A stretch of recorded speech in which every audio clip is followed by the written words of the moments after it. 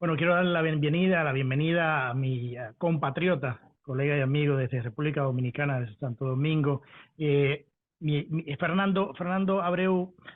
Cuéntanos un poco quién tú eres, en qué estás. Sabemos que obviamente estás como fundador o presidente de Única Vía, esta organización en República Dominicana, la Nueva Derecha, pero quería escuchar de tus palabras.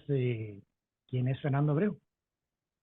Bien, Fernando Abreu es un abogado que le encanta el conocimiento y muy curioso de todo tipo de conocimiento, especialmente la epistemología, que es el estudio del conocimiento científico en base a la evidencia, la lógica científica, el límite de conocimiento y la filosofía del lenguaje, para llegar a la verdad de las cosas. Y en base a eso he profundizado mucho en economía, en historia, en ciencia política, en filosofía jurídica, en derecho, obviamente soy abogado, en filosofía moral, ética y prácticamente todas las ciencias sociales.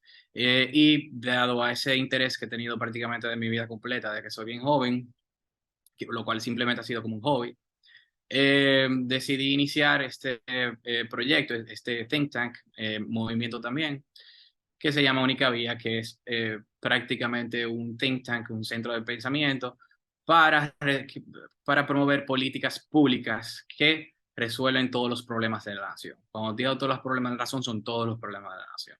En este caso, la República Dominicana. Desde pobreza, educación, salud, medio ambiente, el PIB per cápita, la prosperidad del país, etcétera.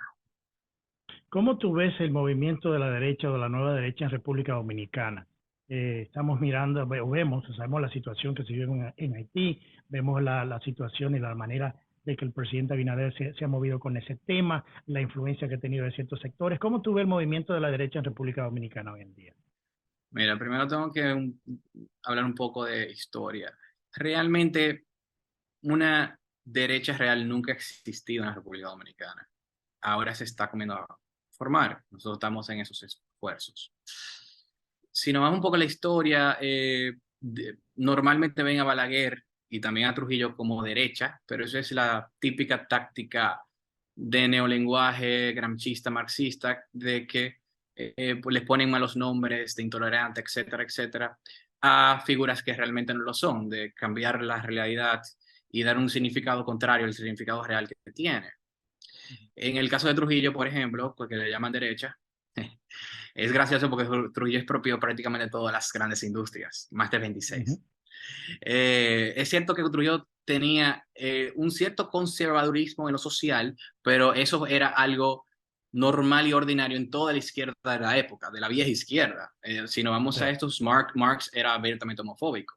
Si sí. nos vamos a eso, el Che Guevara fue quien, y da mucha risa porque los LGTB usan mucho Su su cara en los camiseta. t-shirts, ¿sí? Ujú. Fue que hizo un campamento de trabajo forzado y de concentración a los homosexuales en Cuba. Eh, Así es. entonces, la vieja izquierda, antes de los 50 especialmente, o sea, previo a Foucault, a Derrida, a Simone de Beauvoir, previo a esa época, era así, todo el mundo era conservador en lo social, solamente existía en el espectro económico. Ya eso luego pasó y cambió después de la Primera Guerra Mundial, porque como fracasó tanto la lucha de clase económica en la economía, porque todos los sistemas socialistas literalmente produjeron millones de muertes de hambre y frío, 150 millones para ser más específicos, sin contar los abortos, que llega a 1 billón sin contar los abortos a Sí. nivel mundial. Debido a esto tuvieron que adaptarse y cambiar a otras luchas. Entonces vino la lucha de raza, vino la lucha de orientación sexual, vino la lucha ambiental y la lucha de sexo del feminismo. Entonces comenzaron a, Ujú. en vez de dividir entre proletariado pobre y rico y proletariado burgués pobre y rico, comenzaron a dividir entre hombre y mujer, heterosexual y homosexual, blanco y negro, etcétera, etcétera, con la misma lógica de distribución, de utilizar la fuerza, quitar un grupo para dar la otra, con el fin de el político tener más poder y control y pasar todo ese presupuesto por sus porosas manos. Ya. Entonces, debido a eso, todo el mundo era conservador en lo social en aquella época, solamente en la esfera económica, pero Trujillo en lo económico fue súper de izquierdas, creó prácticamente todos los ministerios, creó muchísimos ministerios, creó todos los impuestos, el impuesto sobre la renta no existía, lo creó, el impuesto sobre las sucesiones lo creó, el impuesto sobre la donación lo creó, y creó muchísimos impuestos particulares, y bueno, y expandió el Estado y creó muchísimas instituciones, todas las instituciones nefastas que vemos hoy en día. Entonces Trujillo era para nada de derecha, Trujillo era de izquierdas, tanto así que incluso promovía el trabajo obligatorio, igual como se promovía en la Unión Soviética y en todos los sistemas comunistas, que todo el mundo tenía que trabajar, que al final es la misma esclavitud de la izquierda. Y si nos vamos a Balaguer, es cierto que hubo un periodo donde fue de centro derecha, que fue solamente el periodo entre el 90 y el 94, no el del 94 96, ni los primeros 12 años. Y es porque en ese periodo él hizo una reforma tributaria donde sí bajaron finalmente, por primera vez, se bajan los impuestos, similar a lo que había hecho Reagan. Como siempre pasa, todo fue una explosión de felicidad, prosperidad, subieron las recaudaciones, hasta las recaudaciones subieron también, curva de Laffer, como ustedes bien saben, y la economía y todo eso. Pero fuera de esa pequeña época, Balaguer hizo reformas agrarias, expropiaciones de tierra, eso está en el capítulo 2 del Manifiesto Comunista. Afuera de eso, Balaguer subió en promedio el gasto público cada año, creó muchísimas instituciones, controló precios, algo sumamente de izquierda. Entonces, no, poniendo pregunta, ahora que se está comenzando a formar una nueva derecha, que realmente nunca ha existido, nada más existió esa vieja derecha Balaguer centrista, que es una característica de la vieja derecha, que es más o menos como lo que se le dice en Estados Unidos, los neocons, que realmente no reducen los gastos, los John McCain, los Mitt Romney, ese lado malo, ese lado Cheney, ese lado centrista, que no sirven para nada, que son Democrats light, son izquierdistas blandos, pero realmente no son realmente de derecha. Esa es la vieja derecha y eso ahora se está cambiando, porque ya hay una tendencia internacional en que se está promoviendo de una unión de libertarios de derecha, porque hay muchos tipos de libertarios, no estoy hablando de los libertarios progresistas, que ahora mismo en Estados Unidos hay un fight for el soul del Libertarian Party. Una lucha por básicamente sí, el alma del alma del Partido del Partido Libertario, minoritario en Estados Unidos, pero que tiene su 2 o 3, tiene como un 3%, no es poca cosa. Sí. Entre libertarios progresistas y libertarios conservadores. Y ahora está Justin Amash, que era el que presidía, está perdiendo esa batalla y está ganando ahora el libertarismo conservador, gracias a Dios, que es un libertarismo mucho más fundamentado, con mucha más ética, etcétera, que no se mezcla con el progresismo social. Entonces, hay una unión entre libertarios de derechas, libertarios conservadores y conservadores auténticos, no conservadores estatistas como los neocons, etcétera. Entonces, esas dos facciones se están reuniendo en el mundo completo y gracias a las redes sociales, a pesar de ser hipercensuradas, se está dejando conocer y hay actores como nosotros en República Dominicana, hay muchos otros actores de los demás países que están promoviendo esto, como Vox en España, Javier Milei en Argentina, Axel Kaiser y Kass en Chile, etcétera, etcétera. Entonces, que no somos los únicos en República Dominicana, pero sí uno de los que más, uno de los principales que lo más promueve esta nueva derecha, que es muy diferente a la vieja derecha. Sí, es muy diferente. Uno de los temas importantes que vimos esta semana que pasó fue las elecciones en Brasil y obviamente la izquierda toma control ahora de lo que va a ser la presidencia en Brasil, dentro también de un Congreso que aumentó su apoyo a la derecha al presidente Bolsonaro. O sea, ¿cómo ahora nos vemos nosotros con una Latinoamérica, una Iberoamérica completamente de izquierda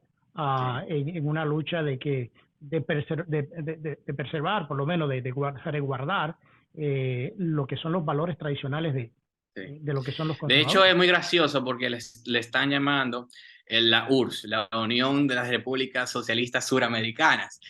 Fíjate, así que el mapa está totalmente rojo. Totalmente rojo. O sea, acá con muy pocas excepciones, como la calle Pou, como el de Uruguay, y algunas de centro, como la misma República Dominicana y como el mismo Bukele, que no es de derecha 100%, solamente en el nacionalismo, sino que de centro en lo económico, en 2 o 3 temas más. Sí. Pero él sí está teniendo, no es para hablar de Bukele, pero sí está teniendo una evolución más hacia la derecha. Ya, por ejemplo, él pasó de comenzar a ser globalista, lo era al principio, lo admitió, a ser antiglobalista.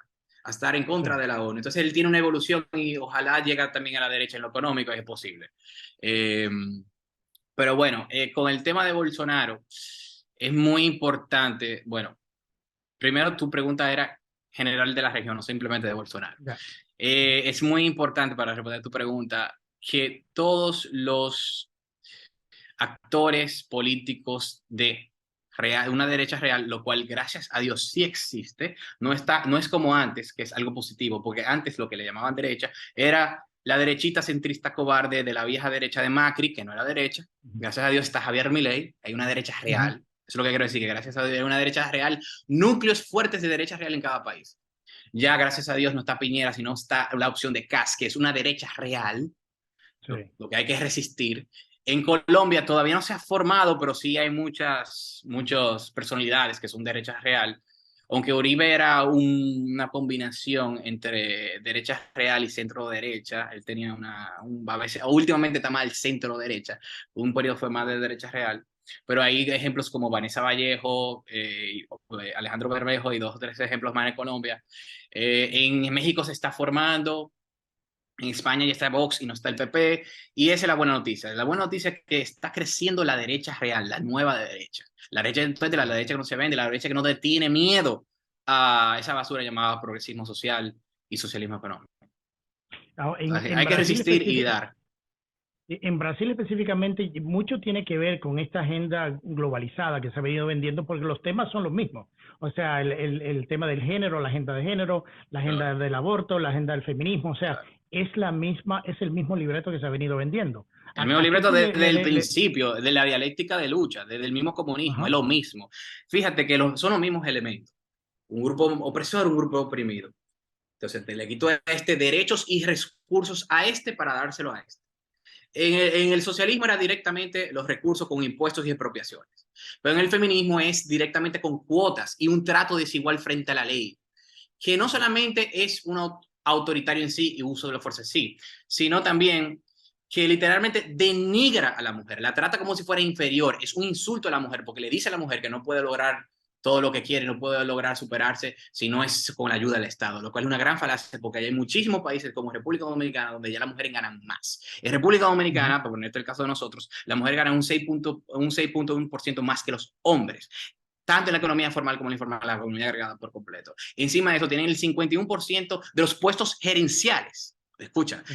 de los puestos gerenciales, las mujeres literalmente mandan el glass ceiling ese que venden allá en Estados Unidos, que le encanta hablar Ujú. a los progresistas y a los socialistas de eso, es totalmente falso. Y en muchas de sus países y los países desarrollados usan falacias estadísticas para hablar de eso, porque por ejemplo no controlan por hora, los hombres suelen trabajar más horas cuando tú ves las estadísticas, por muchísimos temas que son obvios, porque la mujer tiene mayor apego a los hijos, etcétera, si fuera la que tuvo el embarazo, amamenta, bla, bla. Entonces, naturalmente los hombres, por muchas razones, tienen a trabajar un poco más. No es una opinión mía, es lo que enseña la estadística. Y cuando tú no controlas por hora, el promedio hora, obviamente te va a salir que los hombres ganan un poco más, pero cuando tú controlas por hora y lleva el tiempo de mes a hora, salario por hora, ahí tiende a desaparecer en muchísimos países, no solamente en República Dominicana. Que eso es algo bien claro que hay que tener en Ujú. cuenta.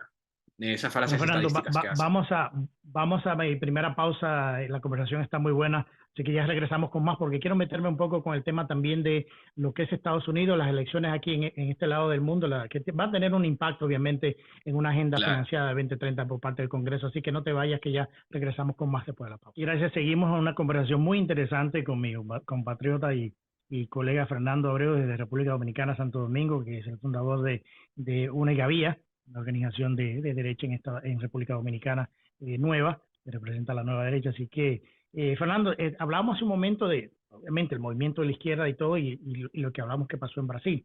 Pero específicamente en Brasil, ¿a qué tú le debes ese triunfo de Lula a sabiendas de que la persona o el personaje eh, fue convicto de corrupción y pasó Claro. tiempo en la cárcel? O sea, ¿es mucho la corrupción por el lado de la justicia o es que la izquierda en Brasil supo vender mejor el mensaje a la población con todo y eso? Hay una combinación de factores. Creo que el primero que se puede destacar es el factor de que Bolsonaro pudo lograr realmente lo que quería, una parte de lo que quería al final. Por ejemplo, la reducción de los impuestos fue en enero, febrero, etcétera. Él pudo reducir tanto los impuestos de los combustibles como algunos impuestos de lo que le llaman IVA en países, en otros países, ITEVIS, etcétera. Ujú. Y eso de hecho fue tan exitoso que la recaudación también subió, no solamente del lado económico, del lado del crecimiento, sino la recaudación también, como lo que siempre pasa, lo que Sí. le llaman la curva del Laffer, aunque realmente es otra cosa un poco diferente a curva del Laffer, sino la tendencia de que a menor esfuerzo fiscal, mayor recaudación per cápita, porque los keynesianos confunden una cosa con otra, estoy haciendo esa aclaración. Pero sí, fue muy exitosa y también bajó la inflación. O sea, por primera vez y casi de los muy pocos países que mientras el mundo estaba en una llama inflacionaria, Bolsonaro logró a partir del mes de julio, por todos los meses consecutivos a partir de ahí, logró una deflación mes por mes, de forma consecutiva, continua. O sea que a partir de julio la inflación intermensual se vio y los precios iban hacia abajo cuando en el mundo va hacia arriba, especialmente en Estados Unidos. Ujú. Entonces fue un gran logro, pero fue un logro que logró al final por muchas razones. Primero, la pandemia no le permitió hacer todo lo que quería hacer, todas las reformas que quería hacer cuando entró. Y a partir de eso también el sistema de Brasil es federal y un poco más complejo para hacer todas las reformas que se necesitan. Los gobernadores tienen mucho poder también. Entonces, uno de los problemas fue que lo que él siempre quiso hacer, lo logró hacer una parte, no todo al final. Entonces, los efectos positivos no se vieron todos y se vio simplemente al final. Si lo hubiera logrado antes, fuera otra cosa. Eh, Eso es una de las razones. La segunda razón es la misma razón de siempre, de que la izquierda controla todos los medios de comunicación, por la estrategia escrita y planificada del grancismo, de Gramsci, de que hay que infiltrar todos los medios de comunicación, las universidades, la academia, la cultura, el arte, el cine, prácticamente todo lo que se puede imaginar. Aparte también ya tienen controladas las redes, los que son de derecha están censurados prácticamente, es Gil García de derecha en todas las redes, con excepción a Twitter, ahora va a comenzar y vamos a ver si realmente se logra, pero supuestamente va a comenzar. Pero controlan todo, entonces controlan todo y hacen muchas estrategias con ese control. Muchísimas Sí. estrategias con ese control de los medios, que son estrategias malignas, y literalmente tratan de causar una indignación falsa que no existe. Crean problemas falsos, que es lo que siempre hace la izquierda. Divide la sociedad entre grupos y te crea un problema falso porque especialmente saben que ellos no pueden resolver los problemas reales, sino que te lo multiplican al nivel infinito y la gente termina comiendo la basura como siempre pasa, Sí. en el mismo grado que se aplican esas políticas. Sí. Entonces, crean esa falta de indignación y comienzan con el discursito de división de la sociedad y en vez de una desigualdad y un sistema de opresión que la económica, te la expandan a 10 más. Entonces, ahí te crean 10 desigualdades.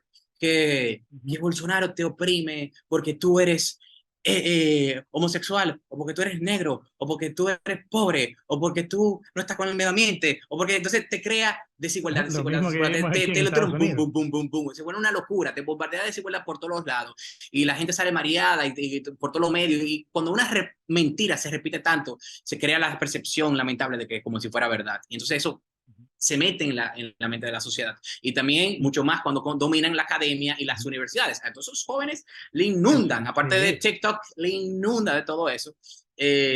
Y por eso, esos factores causaron, ojo, que la mitad de para que poner la cosa en contexto, no fue que Bolsonaro perdió por mucho, la mitad de La la población mitad. apoya a Bolsonaro. Y ojo, que Sí. hay problemas también con el sistema digital, del sistema de votación. O sea, Electoral, sí. hay problemas de verificación, es cierto que te pueden imprimir, pero hay muchas formas de manipular eso y no estoy diciendo que se hizo trampa, no se puede certificar, porque yo me baso en la evidencia empírica, pero de que hay la Claro. posibilidad que se pueda hacer, existe la posibilidad que se pueda hacer y de hecho ahora va a salir una auditoría verdadera a las 17 horas en Buenos Aires. Va a salir una auditoría privada sobre este asunto que creo que de todos debemos poner atención. Y mucha de la gente Sí. que están protestando es porque no se lo creen. Y también Claro, porque porque inclusive es hablamos de que, ridículo bueno, que más de alguien que 5 sale de la millones de cárcel, votos, más de claro, 5 millones de nulos. votos que no se cortaron, no se contaron, Claro, fueron no. nulos. El promedio viene siendo 3 millones en Brasil. Ojo. O sea, 3 prácticamente millones. se duplicó. Y El millones en promedio. blanco, que es 2 millones, Sí. el promedio. Pero se incrementó muchísimo el voto nulo, entonces sí puede haber problemas. Aparte que también la tendencia lineal y el algoritmo se ve muy extraño, Muy claro, muy claro. O sea, estadísticamente hablando, un como, poco improbable de que sea así y que coincida exactamente igual con el primero. Ojo, quiero ser muy responsable porque nosotros, yo soy de opinión que la nueva derecha se tiene que fundamentar en lógica y evidencia. No estoy diciendo que eso claro, es trampa, estoy diciendo que hay que investigar más, que ese sistema en sí no se debería usar, se debería usar a la antigua con votos, con pads físicos, no exactamente. electrónicos, porque es tendente a ser manipulado y aparte de todo lo que hemos visto con las empresas Smartmatic en todas estas Sí, elecciones donde sí se usó fraude totalmente comprobado. Entonces, claro. es un sistema no confiable y hay que tener cuidado y hay que hacer una auditoría mayor. Eso es lo que estoy diciendo. Te, te tengo una Para que la última izquierda no pregunta, coja me un quedan unos... pedacito y no digan conspiranoico. Nosotros no Sí, somos sí, conspiranoicos. Nosotros somos bien responsables y somos los únicos que defendemos toda la postura en base a evidencia y lógica. Ustedes, los zurdos, no. y basado en evidencia clara. En evidencia. Una pregunta, porque me quedan unos 3 minutos que te quería hacer, y esa tiene que ver con transportarlo a Estados Unidos y las Perfecto. elecciones de término medios aquí. Obviamente, esto es una amenaza para muchos grupos de izquierda, no solamente en el país, sino también en Latinoamérica, por el tema del financiamiento de la En el agenda mundo. globalista de 2030. Entonces, ¿cómo tú Sí. ves ese nerviosismo que existe en Estados Unidos porque el posible cambio de poder en el Congreso en la próxima semana? Bueno, el hecho de que quieren controlar todo a cada rato y quieren censurar a todo el mundo que sea de derecha con discurso de odio, te dice todo el nivel de nerviosismo que hay. El nuevo carácter autoritario en el cual la izquierda, específicamente en el caso de Estados Unidos, si te fijas, la izquierda no siempre fue así de autoritaria y radical. De hecho, hay una razón por la cual están usando menos el término liberals a progressives. Ujú, Porque ujú. liberals, por lo menos en las El libertades liberal, personales, correcto. no, exacto, en las libertades personales, en vez de en la económica nunca lo respetaron, pero en las libertades personales respetaban las libertades personales. Es decir, por lo menos respetaban la libertad de expresión, la libertad de pensamiento, la libertad de conciencia, la libertad de religión, o sea, las libertades Ujú. básicas que vienen desde Locke, que vienen de the Bill of Rights, la Carta Magna, etcétera. Las libertades que todos conocemos, la igualdad ante la ley, ya nada de eso respeta. Por eso están usando mal el término progressives. Y quiero aclarar algo, porque hay un problema de lingüística acá y de filosofía del lenguaje. Liberals, que se traduce como liberal, en Estados Unidos no es el que se usa de referencia en Europa y Latinoamérica. Los liberales en Europa y Latinoamérica son liberales clásicos de derecha. Lo que se llama liberals es lo que en el resto del país continental le llaman socioliberalismo, que simplemente que respetan las libertades, pero lo hacen de una forma mal, porque realmente violan el principio de la elección, violan los límites naturales de la libertad y por eso apoyan el aborto. Pero nada, respetan entre comillas, para en la mente de ellos, que es falso, las libertades personales, pero no las económicas. Ahí siempre han sido autoritarios en las económicas y eso viene de Rawls y un poquito de Mills, expandido a Rawls, donde dice que las libertades económicas no deben ser respetadas porque hay un contrato social, que es totalmente falso, también no podemos meter en eso. Donde te quitan la mitad de tus ingresos y vamos a distribuir todo y vamos a hacer socialdemocracia, semisocialismo, y respetan las libertades personales. Pero ahora no es así. Ahora no te respetan ni siquiera en la esfera de libertades personales, sino simplemente ir al criterio de progreso, de hecho, que simplemente es un progreso, una gradualidad. ¿Hacia qué? Hacia lo que siempre quieren, hacia la intervención del Estado con el fin de la igualdad material colectiva, es decir, socialismo Sí, y todo otra ideología que use la dialéctica marxista de opresor y oprimido, feminismo radical, ambientalismo radical, antirracismo, que realmente es racismo, supremacía negra, en el caso de Black Lives Matter, que es racismo sí. inverso, etcétera. Ujú. Es decir, lo que quieren es la igualdad de resultado colectiva mediante la fuerza. Y no te pueden dejarse libre porque precisamente si somos libres vamos a ser desiguales porque cada persona tiene diferentes y únicas preferencias, gustos, habilidades, cultura y mil elementos más. Es propia, es única y irrepetible, tal cual como somos desde el nacimiento, desde que se unen los gametos, y por eso cada vida, la vida de un ser humano no es la vida de su madre. Es vida desde la concepción. Mira cómo te uní esos elementos, pero está todo unido. Cada persona es único y irrepetible, y por eso siempre vamos a ser diferentes, porque todos somos Claro. desiguales, y para poder tener la igualdad de resultados colectivista tiene que ser mediante la fuerza, porque no hay de otro. Entonces fíjate que quieren ir, ese es el progreso de ellos. El progreso de ellos es hacia la igualdad forzada, que termina en miseria, porque nadie tiene incentivo de hacer nada y porque es también una desigualdad ante la ley. Fíjate que quieren igualdad, pero el medio que usan para esa igualdad forzada es la desigualdad de la ley en sí. Por eso quieren cuotas para las mujeres, cuotas para los negros, etcétera, etcétera, y quitarle el mérito a ellos primero, convertirlo en monstruos autoritarios, inclusive la misma LGTB, lo convierte de una persona que por el hecho de ser personas son dignas y se debe respetar, pero lo cometen monstruos que son autoritarios, porque esta desigualdad legal de que tú tienes un privilegio legal, que tú puedes ir preso y yo no, el Me Too, hay que hacerle caso a la mujer y no hay un proceso legal, se elimina la presunción de inocencia y para los hombres no, etcétera. O sea, es un trato desigual frente a la ley, es una desigualdad material real lo que propone, para el medio de su fin utilitario colectivista de resultados. Bueno, Fernando, increíble la conversación. Vamos a seguir conversando contigo en otro programa. Vamos a hacer un programa de 1 hora porque media hora no nos da para tantos temas que tenemos que tocar. Así que aprecio mucho tu tiempo y nada, te agradezco. Voy a decir una última cosa. Los republicanos y la derecha va a arrasar, obviamente, a pesar que intenten hacer trampa, porque no dicen que lo van a hacer, pero es posible. Aún va a ser tanta la diferencia que se le va a hacer imposible y ellos lo saben. Y por eso están preocupados. Entonces, otra cosa, última cosa, es el principio, el 8 de noviembre, es el principio del giro internacional hacia la derecha o hacia la nueva derecha. Porque van a ganar los republicanos. Ya anduvo por Italia y estuvo en Suecia también. Exacto, Italia fue un mini pausa con este tema de Brasil, pero a partir de ahí realmente se concretiza, porque después de acá, Milei va a ganar en Argentina, Vox y aliado con el PP va a ganar en España. Y vamos a ver como un país, pues Kass va a ganar de nuevo en Chile, porque fue prácticamente mitad-mitad, y ya Boric está súper mal. Y así vamos a ver todos los países como vamos, la ola del socialismo 21 va a terminar y viene ahora la ola de la nueva derecha a través del mundo completo, inclusive hasta Canadá, el mismo Estados Unidos, todos los países en Europa, viene la máxima ola de derechas. Lo puede escribir. Fernando Abreu, fundador de Única Vía, también abogado y analista de temas internacionales, así que un fuerte abrazo con mi compatriota de Santiago, igual que yo, así que muchísimas gracias por participar y nos estamos hablando muy pronto. Muchas gracias, Will. Placer.